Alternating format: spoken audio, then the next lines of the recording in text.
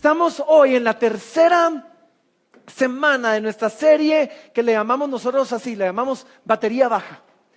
Y hemos estado viendo desde un principio cómo hay situaciones que quizás algunos parecieran hacer ver fáciles, pero que realmente no son fáciles, ¿sí? Y que cuando las atravesamos nos dejan verdaderamente cansados, drenados, o por qué no decirlo como se llama nuestra serie, con batería baja, ¿sí? Vimos nosotros la primera semana un tras bambalinas en el corazón del apóstol Pablo. Y vimos cómo de primero Lucas lo describe a él como este superhombre que está siempre compuesto, en control, pero después vimos cómo Pablo se describe a sí mismo. Y nos dicen, no, miren, yo estaba atribulado en todo, sí, pero no desmayé, pero no tiré la toalla, y lo leemos casi entre líneas, pero estoy a punto de. Y vemos que aunque parecía fácil, no era tan fácil para él. Ahora, a pesar de que comenzamos con el apóstol Pablo, la semana pasada hicimos un cambio y nos cambiamos de apóstol, ¿sí? Pasamos del apóstol Pablo y dijimos que el resto de la serie vamos a ver al apóstol Pedro, ¿sí? Y todo lo que vamos a estar hablando son algo alrededor de la vida del apóstol Pedro. Y saben, como les dije la semana pasada, el apóstol Pedro me cae bien, a mí me cae bien el apóstol Pedro, ¿sí? Porque el apóstol Pedro era entusiasta, por no decir impulsivo, ¿sí? Era el primero, lo vimos la semana pasada, en salirse de la barca, comenzar a caminar en el agua, también el primero en hundirse, ¿sí? Era el primero, como lo vamos a ver el día de hoy, de sacar la espada y estar listo para pelear, ¿sí? Y el apóstol Pedro, por su misma emoción, entusiasmo, por su misma impulsividad, se metía en problemas que los otros apóstoles no se metían. Pero el apóstol Pedro, también pudo experimentar cosas que los otros apóstoles no pudieron experimentar. Caminó en el agua junto con Jesús. Solo imaginen eso. Así que la semana pasada comenzamos a hablar de cosas específicas que nos drenan. La semana pasada vimos el miedo. El miedo, cuando el apóstol Pedro comienza a caminar en el agua, quita los ojos de Jesús, lo pone en las circunstancias, ve el viento, ve las olas, ve el mar, ve la noche, ¿sí? Comienza a hundir. Y vimos nosotros cómo el miedo nos hunde, cómo el miedo nos hunde, pero al mismo tiempo, aquel que logra salirse de la barca, poner los ojos en Cristo, no quitarlos de ahí, hacerlo sin temor, vimos cómo el miedo, como la falta de miedo también nos empodera y nos permite vivir la vida que el Señor nos llamó a vivir. Ahora, el día de hoy vamos a ver otra historia, otro momento del apóstol Pedro. Y vamos a ver una lección particular. Esta vez se mete él nuevamente en problemas, ¿sí? Solo que esta vez se mete en problemas por no entender que hay batallas que se luchan en otro nivel, en otro plano, en otro ámbito, en otro lugar. Hay batallas que se luchan espiritualmente y no necesariamente solo de pura fuerza. Así que acompáñenme, Mateo capítulo número 26. Esta historia que vamos a ver el día de hoy es de esas pocas que las vemos narradas en todos los evangelios. Los 4 evangelios tienen esta historia. Escogimos el de Mateo, pero les voy a hacer ver algunos detalles de otros evangelios. Mateo capítulo número 26. Vamos a comenzar al final de la historia, vamos a regresar al principio y vamos a terminar otra vez en el final. Versículo 45 dice así, entonces vino a sus discípulos Jesús y les dijo, dormid ya y descansad. He aquí ha llegado la hora y el Hijo del Hombre es entregado en mano de pecadores. Levantaos, vamos, ved, se acerca el que me entrega. Mientras todavía hablaba, vino Judas, uno de los 12, y con él mucha gente con espadas y palos, de parte de los principales sacerdotes y de los ancianos del pueblo. Y el que le entregaba les había dado una señal diciendo, al que yo besare, este es, prendedle. Y enseguida se acercó a Jesús y dijo, salve maestro, y le besó. Y Jesús le dijo, amigo, ¿a qué vienes?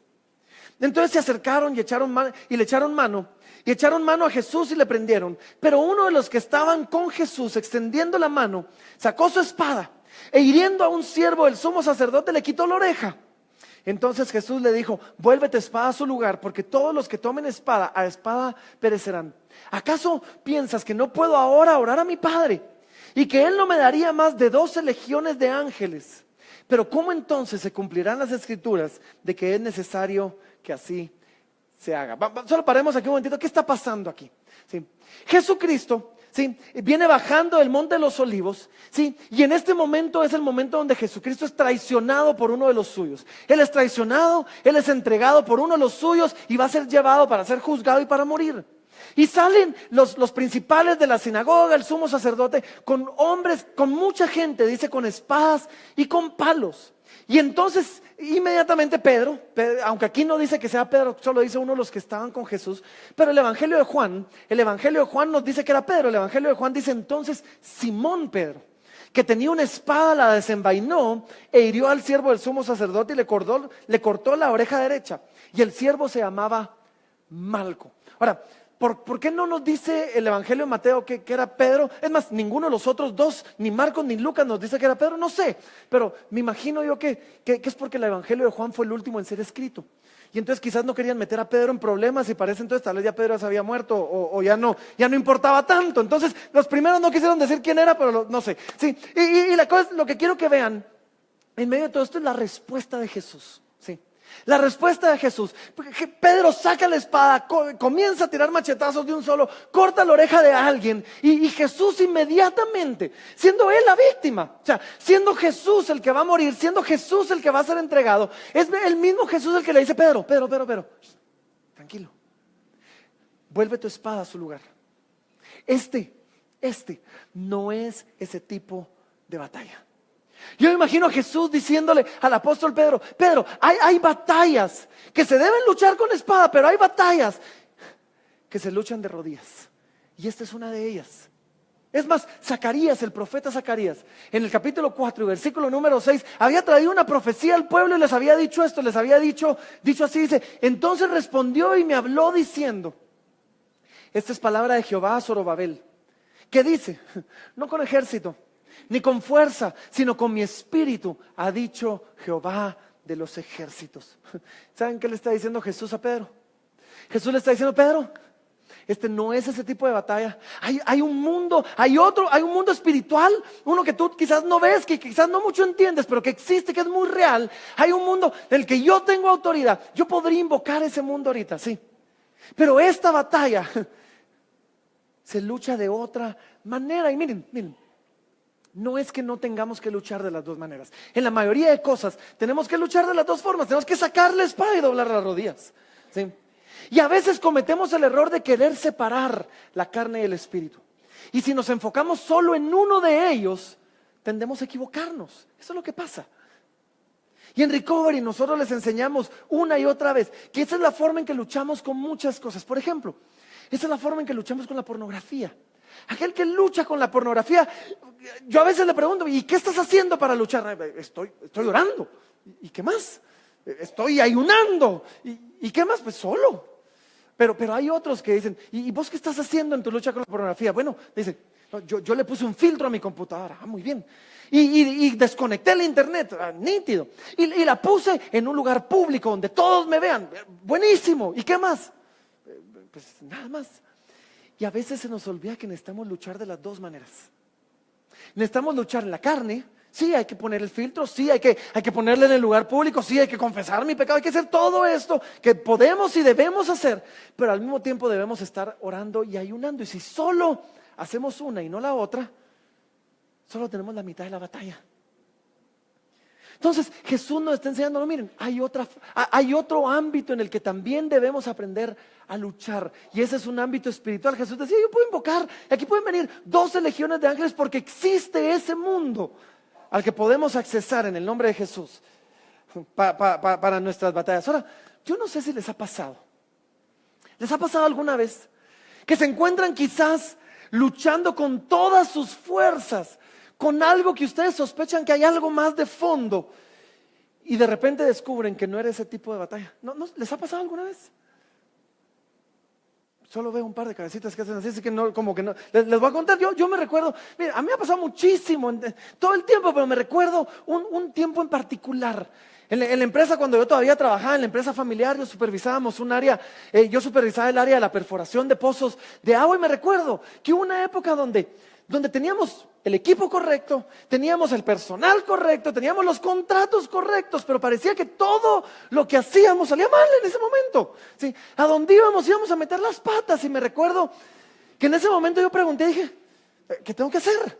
Entonces, ¿qué tengo que hacer? Dije, bueno, pues voy a comenzar a llegar más temprano, a trabajar más duro, a irme más tarde, a ponerle más presión a los trabajadores, más estrictos, porque esto tiene que funcionar. Y en medio de ese estrés, me recuerdo que un día estaba agotado, ¿sí? De baterías bajas. Y sentí como el Señor como que decía, es que esta batalla se gana de rodillas. Ahora, yo sé, porque yo también lo pensé. Para muchos esto suena como sobre espiritualizar las. Ay, no, hombre, usted lo que tiene que es ser más pilas. De acuerdo, pero saben, necesitamos entender que hay un mundo allá afuera, que hay un mundo que no conocemos bien, que no podemos ver, pero que en Cristo podemos accesar y que está sirviendo, ya sea a nuestro favor o nuestra contra, y que hay batallas que no se pelean con espada, que no se pelean con fuerza y solo con pura voluntad. No, hay batallas que se pelean de otra manera. Hay batallas que son espirituales. Y para entender, y regresando a Pedro, para entender lo que había pasado con Pedro, necesitamos retroceder un poquito en la historia, irnos un par de versículos más arriba y ver un poco antes en la historia el lugar donde realmente se peleó la batalla. Así que váyanse conmigo, Mateo capítulo número 26, vamos a retroceder un poquito, ¿sí? Porque justo antes, déjenme darle contexto para que vean lo que ha estado pasando. Justo antes, al principio del capítulo 26, Jesús acaba de cenar con sus discípulos. Celebraron la Pascua, comieron, ¿sí? Tuvieron la celebración de la cena. El Señor instituyó la cena del Señor, la santa cena que celebramos, ¿sí? Y Jesús en esa cena les advierte a todos y les dice, miren, hoy uno de ustedes me va a traicionar, ¿sí? Me va a entregar y voy a morir. Y otro de ustedes, Pedro, ¿sí? Pedro, ponía atención, y tú me vas a negar 3 veces. Y después se levantan, y miren, Mateo 26, versículo número 30, dice así, salen del aposento alto, dice, y cuando hubieron cantado el himno, salieron al monte de los olivos. Ahora, otra vez, aquí es donde nos sirve tener una narración en los otros evangelios, porque si ustedes se van a la narración del evangelio de Lucas, miren lo que dice, y saliendo del aposento alto, se fue, y miren, aquí hay 2 palabritas que hacen toda la diferencia, se fue como solía al monte de los olivos, y sus discípulos también le siguieron. Esto es muy importante, porque esta no era la primera vez que los discípulos acompañaban a Jesús a orar al monte. No era la primera vez que iban con Jesús a orar al monte. Y es que esto es, y si solo pueden poner atención a una cosa, pónganme atención a esta. Esto es lo más importante, sí. ¿Cuándo se trata de estar fortalecidos espiritualmente? Cuando se trata de estar fortalecidos en nuestro hombre interior, necesitamos saber que eso no es un evento, eso es un estilo de vida. Y muchos de ustedes, muchos de nosotros, vamos a clamar al monte solo cuando ya la cosa está horrible, o sea, cuando ya está color de hormiga. Entonces, y claro, gloria a Dios, Dios escucha, Dios responde, Dios es bueno y misericordioso, pero ¿por qué esperar hasta que el teléfono ya se apagó? No. Cuando esto es un estilo de vida, cuando esto es algo continuo, cuando esto es un como solía, vamos a llegar con batería baja, pero no apagada, pero no completamente drenada. Regresamos a Mateo 26, versículo 38, dice, entonces les dijo, Jesús se lleva a sus discípulos al monte y dice, y entonces les dijo, mi alma está muy triste, hasta la muerte. Quedaos aquí y velad conmigo. Ahora, esto tiene que haber sido un momento complicado para los discípulos, ¿o no? Piensen esto, llevan 3 años y medio comiendo, durmiendo, estando todo el día con Jesús, ahí donde Él estaba, ellos estaban, lo han visto sanar enfermos, lo han visto resucitar muertos, lo han visto calmar al mar y a la tormenta con sus palabras, lo han visto caminar en el agua, y de repente Jesús los llama y comienza a descomponerse. O sea, muchacha, mi alma está muy triste, hasta la muerte. Entonces, imagínense eso así como que, decirle algo, decirle vos, yo no sé qué decirle, Él es el Señor, sí, y están en esto, pero Necesitamos entender esto, no importa quién seas tú, puede ser Superman, ¿sí? Hay situaciones que te van a desgastar mucho más de lo que imaginas. Jesús era 100% Dios, pero también 100% hombre.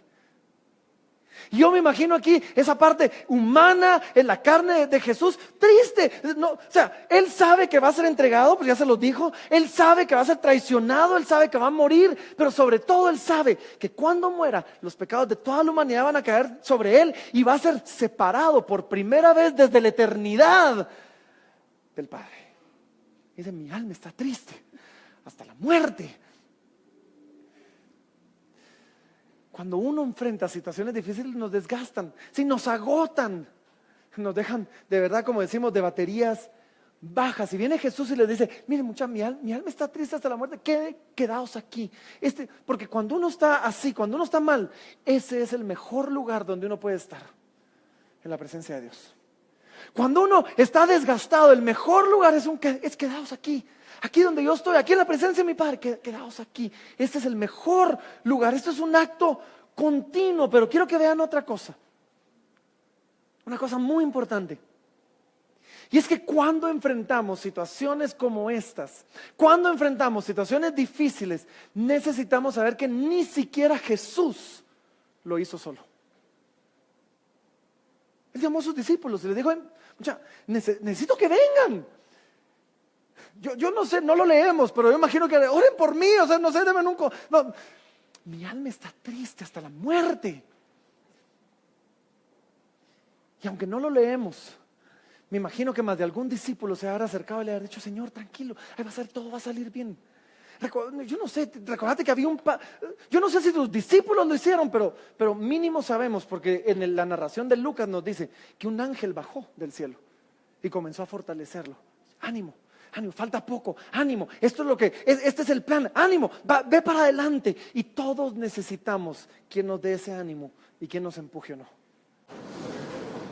Cuando estamos en momentos de debilidad, cuando estamos a punto de tirar la toalla, necesitamos alguien que hable a nuestro corazón, que hable a nuestro oído y que nos diga, ánimo, parate un grado más, ánimo, parate, tú podés, una vez más. Jesús llevó a sus discípulos.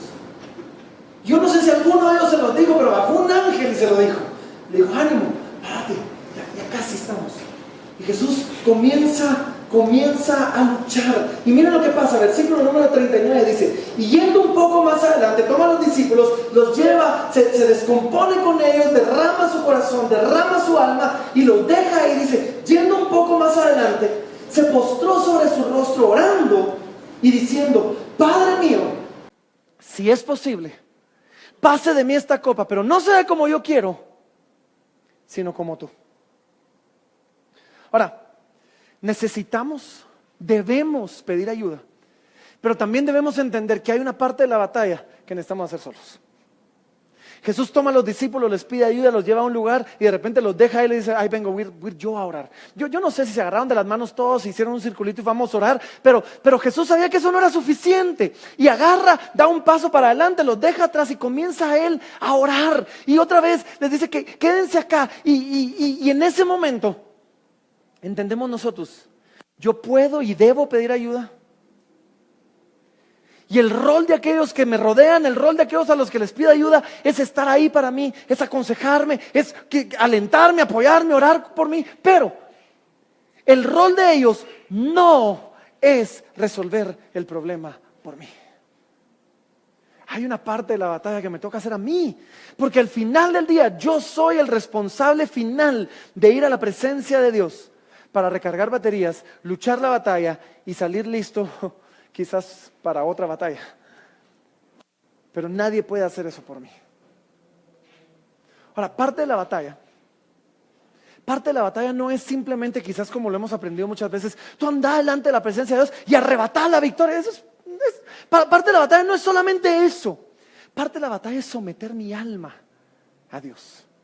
Es más, buena parte de la batalla es traer mi alma sujeta al plan, al propósito de Dios para mí. Sí. Y no era, miren, esto no era una cosa de si Dios era capaz o no. Jesús no tenía duda de eso. Lo leemos en Marcos 14, en la misma narración, pero Marcos, miren lo que dice Marcos, dice, y decía: Abba, Padre, todas las cosas son posibles para ti. Yo sé que tú eres poderoso, yo sé que tú puedes hacerlo todo. Aparta de mí esta copa, mas no lo que yo quiero, sino lo que tú. En este momento era más cuestión de conocer, confirmar, entender su voluntad y sacar de ese lugar la fuerza para someterme a su voluntad y para vivir en su voluntad. Versículo 40 dice: vino luego a sus discípulos y los halló durmiendo, y dijo a Pedro. Así que no, ahora, qué injusto esto, ¿no? Solo mí lo que acaba de pasar, no sé si lo vieron. Vino a sus discípulos, los halló a todos durmiendo, y al que regañó fue ¿quién? ¿Por qué regañó a Pedro y no a los demás? ¿No se habían fijado de eso? Vino a sus discípulos, los halló durmiendo y dijo a Pedro, le dijo: velad y orad para que no entréis en tentación. El espíritu está dispuesto, pero la carne es débil. ¿Por qué se lo dijo a Pedro? Ahora, no sabemos, pero déjenme especular un poquito aquí con ustedes. Y a mí se me ocurren varias razones. Primero, yo creo que se lo dijo a Pedro porque le acaba de advertir a Pedro: Pedro, me vas a negar. Velá y orá, para no caigas en la tentación. ¿Sí? Ya te advertí. Segundo, creo que se lo dijo a Pedro, ¿saben por qué? Porque era Pedro. ¿Sí? Pedro era el más impulsivo, Pedro era el de armas tomar, literalmente entró un momentito, era el de armas tomar. Y por lo tanto, si tú eres impulsivo y de armas tomar, por lo tanto, eres el que más oración necesita. ¿Sí? Si tú eres el primero que está listo ahí para remangarse las manos, necesitas orar. ¿Sí? Porque el espíritu está dispuesto, pero tu carne va a querer con la carne enfrentar la batalla. Yo creo que se lo dijo a Pedro también porque Jesús sabe lo que está por pasar. Y quizás le está diciendo: Pedro, si tú velas y oras, quizás enfrentarías las cosas de una manera distinta. No saldrías de primero con la espada, tendrías un poquito más de sabiduría y un poquito más de prudencia y un poquito más de entendimiento y no te meterías en tantos problemas. El espíritu está dispuesto, pero la carne es débil. Y en ese momento, ¿saben qué? Jesús está revelando algo que no era teórico. Esto no era teórico para Jesús. El espíritu estaba dispuesto y la carne era débil. Jesús mismo lo está experimentando. Todos vienen de comer. Y es más, la celebración de la Pascua era así a lo grande. Porque cuando celebraban la Pascua, parte de lo que la ley de la Pascua decía es: nadie se puede ir hasta que no se acabe. O sea, todos salieron ahí llenos. ¿Y qué es lo que uno quiere hacer después de comer así de esa manera? Dormir. ¿Sí? Todos están cansados, todos acaban de comer, todos están luchando con el sueño. Es tarde para todos. Y sin embargo, es Jesús el que decide ganar esa batalla. Es Jesús el que decide hacer esa batalla. Y Él se va a orar mientras los demás se quedan durmiendo. Porque hay cosas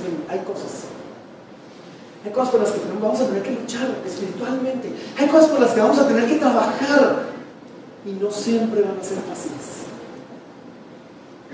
Es más, muchas veces vamos a encontrar todas las excusas, los argumentos buenos aún para no hacerlo. Y siempre vamos a decir: ay, pero puedo orar mañana. Y miren lo que pasa. Versículo 42 dice así: otra vez se fue. Lo despertó, lo regañó a Pedro. Sí, otra vez se fue, dice, y oró por segunda vez, diciendo: Padre mío, si no puede pasar de mí esta copa sin que yo la beba, hágase tu voluntad. Vino otra vez y los halló durmiendo, porque los ojos de ellos, me atrevo a decir, los de Jesús también, estaban cargados de sueño. Y dejándolos, se fue de nuevo y oró por tercera vez, diciendo las mismas palabras. Ahora, tenemos que preguntarnos: ¿por qué Jesús oró 3 veces? ¿No podía solo orar una y ya? ¿Era Jesús o no? Era Jesús, Dios mismo, o sea, hablando con el Padre, comunión perfecta toda la eternidad, y sin embargo, ora una, ora dos, regresa una tercera. ¿Será que Jesús no se sintió escuchado? ¿O será que había una lucha real en su carne y necesitaba regresar una y otra vez a la presencia de Dios hasta que encontrara paz. Esta es de las preguntas más comunes que le hacen a todos los pastores. ¿Cuánto tiempo debemos orar? ¿5 minutos? ¿10? ¿15? ¿1 hora? ¿Saben cómo respondo yo siempre? Necesitamos orar el tiempo que sea necesario y las veces que sean necesarias para que mi corazón y el de Dios estén perfectamente alineados. Ahora, a veces eso va a pasar en 30 segundos. A veces va a tomar 3 horas. A veces va a tomar meses. Y es que yo vengo y comienzo, y miren, solo miren a Jesús. Padre, yo sé que corazón del Padre va para allá. Es necesario que tú des tu vida, que seas crucificado, que entregues tu vida en rescate por muchos, sí. Y viene Jesús y quizás en su lado humano luchando, diciendo, Padre, ¿será que hay otra opción? Si hay otra posibilidad, por favor que pase de mí esta copa. Y se va y regresa, los encuentra durmiendo y tiene que regresar y dice, Padre, si no hay otra opción, está bien, que se haga tu voluntad, no la mía. Se va, regresa. Ok, Señor, estoy listo.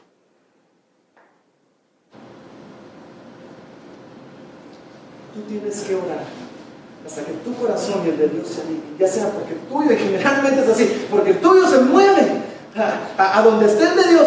Y no quiero que piensen que la oración no funciona, o porque el de Dios es en su misericordia se mueve hacia el tuyo. Sí, pero debes orar y debes regresar hasta que los dos estén completamente alineados. Y Jesús ora 1, 2 y 3. Yo no sé si es porque a veces dejamos entrar la preocupación.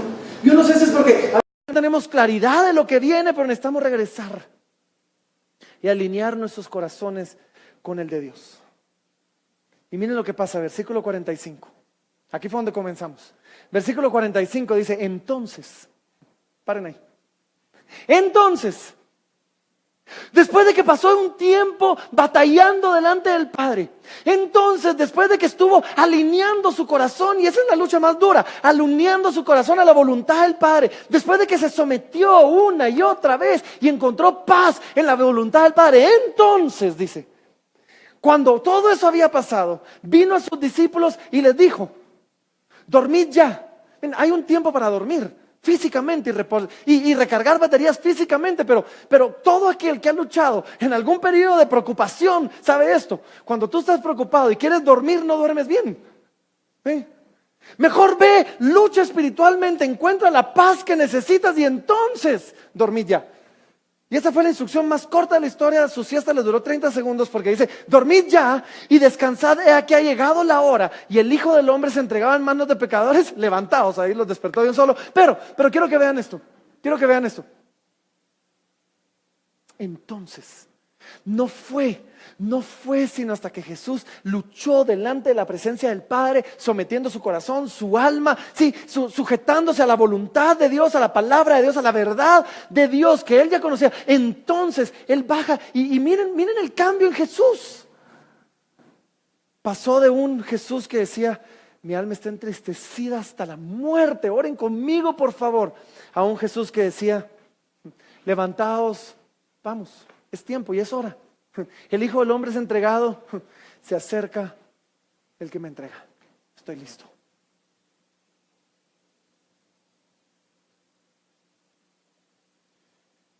Jesús baja de ese monte. Bueno, Jesús sube a ese monte afanado. Jesús sube a ese monte triste. Jesús sube a ese monte, entristecido hasta la muerte, necesitando consuelo y apoyo.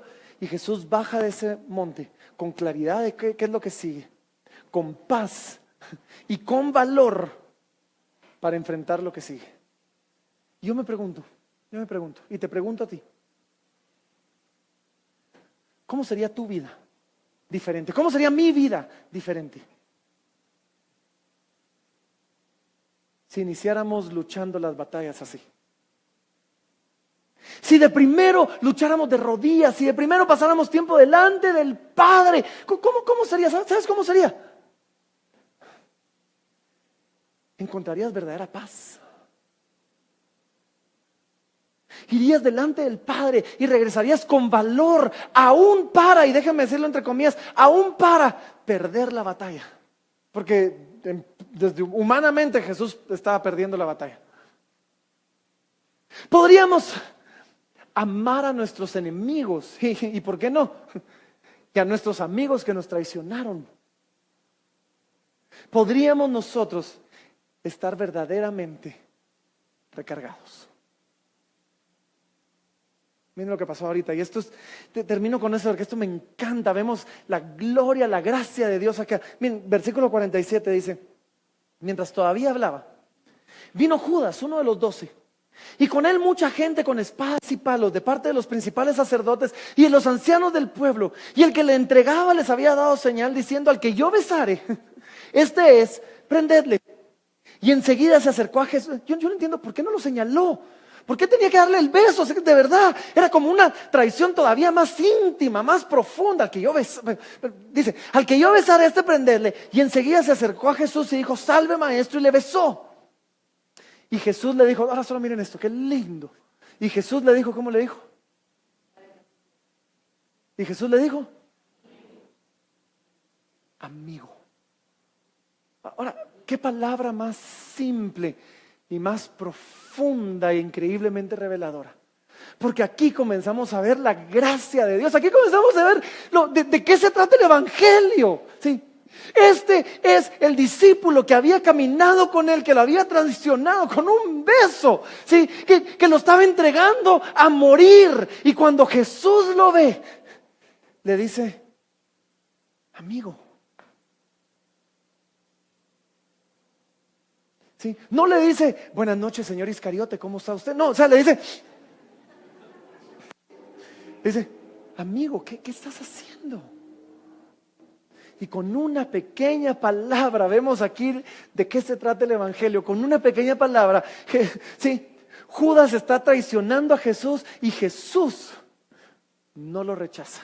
Y aún así abre la puerta y lo invita a ser su amigo. Miren qué increíble esto. Y no termina ahí, no puso distancia todavía entre ellos. Y la gracia de Dios no termina ahí, porque dice, y le dijo, amigo, ¿a qué vienes? Entonces se acercaron y echaron mano a Jesús y le prendieron. Pero uno de los que estaba con Jesús, ahora ya sabemos que es Pedro, extendiendo la mano, sacó su espada e hiriendo a un siervo del sumo sacerdote, le quitó la oreja. Ahora, si leyéramos esto en el libro de Lucas, en el evangelio de Lucas diría, y uno de ellos hirió a un siervo del sumo sacerdote y le cortó la oreja derecha. Y entonces respondiendo Jesús dijo, basta ya, y tocando su oreja le sanó. Miren otra vez la gracia de Dios tan increíblemente aquí, donde vemos a Jesús no solo llamando amigo al que lo traiciona y genuinamente abriendo la puerta para regresar a él, ahora orando por su captor y sanándolo. Y en el proceso, sacando de problemas a Pedro. Porque yo me imagino que Roma no iba a tomar a bien que alguien le cortara la oreja a uno de sus soldados.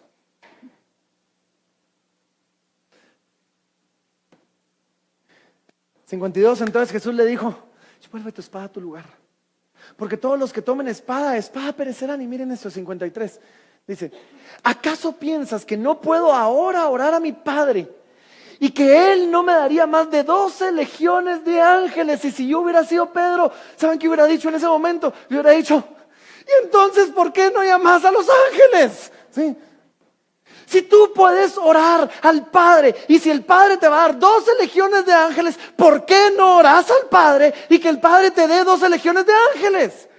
Si tú puedes salvarte a ti mismo y en el proceso salvarnos a nosotros, ¿por qué no te salvas a ti mismo? Y en el proceso nos salvas a nosotros. Y miren la respuesta de Jesús, es gloriosa. Dice, pero ¿cómo entonces se cumplirían las escrituras de que es necesario que así se haga? Jesús le está diciendo, yo podría parar todo esto así. Pero entonces, ¿cómo podría salvarlos? Porque saben, a Jesús le interesaba salvar a sus discípulos, pero le interesaba salvar a sus discípulos no solo en ese momento y en esas circunstancias, no solo terrenalmente, le interesaba salvarnos a todos eternamente. Y él sabía que eso implicaba dar su vida. Y él sabía que eso implicaba rendirse sin pelear. Y él sabía que eso implicaba someterse a la peor tortura y ser separado del Padre. Pero yo me imagino que él estaba diciendo, miren, si yo me salvo a mí mismo, no hay redención para ustedes. Pero sí, los voy a salvar. Pero voy a salvarlos eternamente. No solo ahora, terrenalmente. Y en el proceso de salvarlos eternamente, voy a hacer muchísimas otras cosas por ustedes.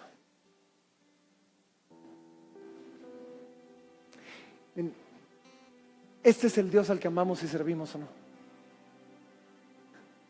El Dios que estaba afligido hasta la muerte, trajo a sus discípulos, fue delante del Padre para agarrar el valor que necesitaba, para enfrentar la muerte, sabiendo que la podía detener, para enfrentarla, para salvarnos a ti y a mí. Este es el Dios al que corremos en tiempos de angustia, el que tiene autoridad de invocar esos 12 legiones de ángeles. Este es el Dios que ha ofrecido pelear la batalla por nosotros, y este es el Dios que nos defiende.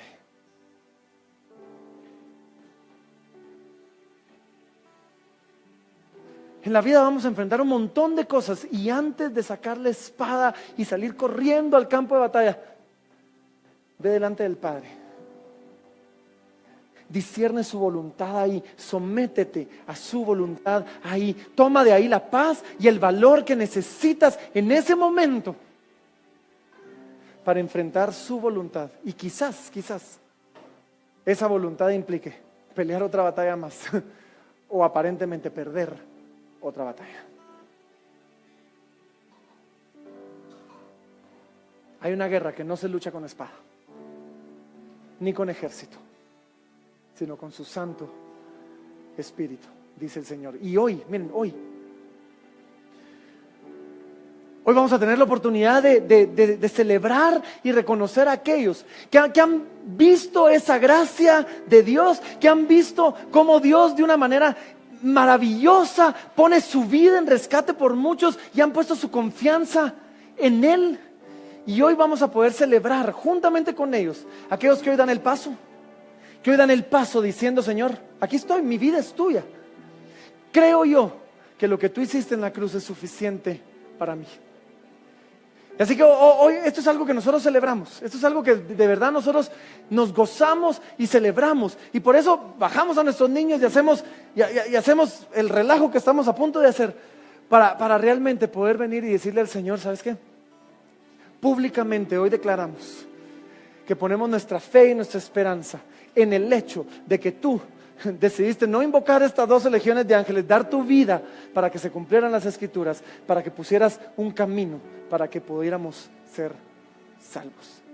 Y hoy, ya con eso termino, de verdad. Hoy yo quiero invitarte,